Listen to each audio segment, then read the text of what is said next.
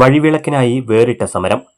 അധികൃതരുടെ കണ്ണുതെളിയാൻ പൂക്കോട്ടുകാവ് ഗ്രാമപഞ്ചായത്ത് ഓഫീസിന് മുന്നിൽ പകൽ പന്തം കൊളുത്തി പ്രതിഷേധം.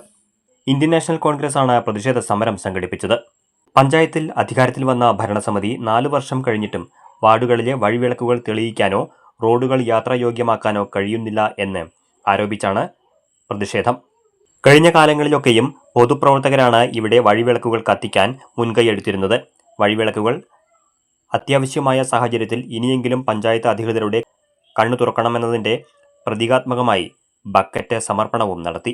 ബക്കറ്റിലേക്ക് പലരും ബൾബ്, ഫ്യൂസ്, വയർ, പണം എന്നിവ സംഭാവനയായി നൽകിയതും വേറിട്ട പ്രതിഷേധമായി. UDF നിയോജകമണ്ഡലം ചെയർമാൻ ഗിരീശൻ ഉദ്ഘാടനം ചെയ്തു.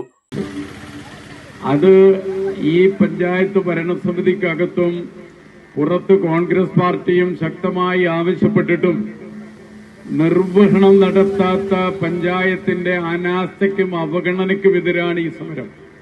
അതുകൊണ്ടാണ് ഇതൊരു പ്രതീകാത്മക സമരമായി ചൂട്ട് കത്തിച്ചുകൊണ്ട് ഇതിന്റെ പ്രയാസങ്ങളും ബുദ്ധിമുട്ടുകളും പറയുന്നത്.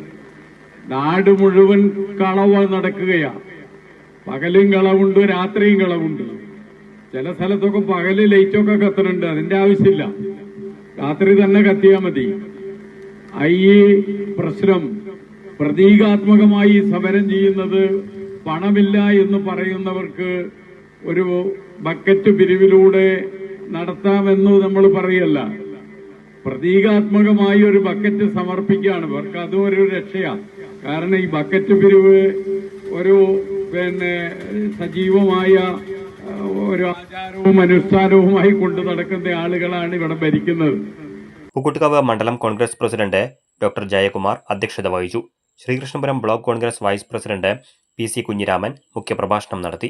പഞ്ചായത്ത് മെമ്പർമാരായ സതീദേവി, ശാന്തകുമാരി, നിഷ രാഗേഷ്, മണികണ്ഠൻ മുന്നൂർക്കോട്, സുര കാളിമാത, ബൈജു കല്ലുവഴി എന്നിവർ സംസാരിച്ചു.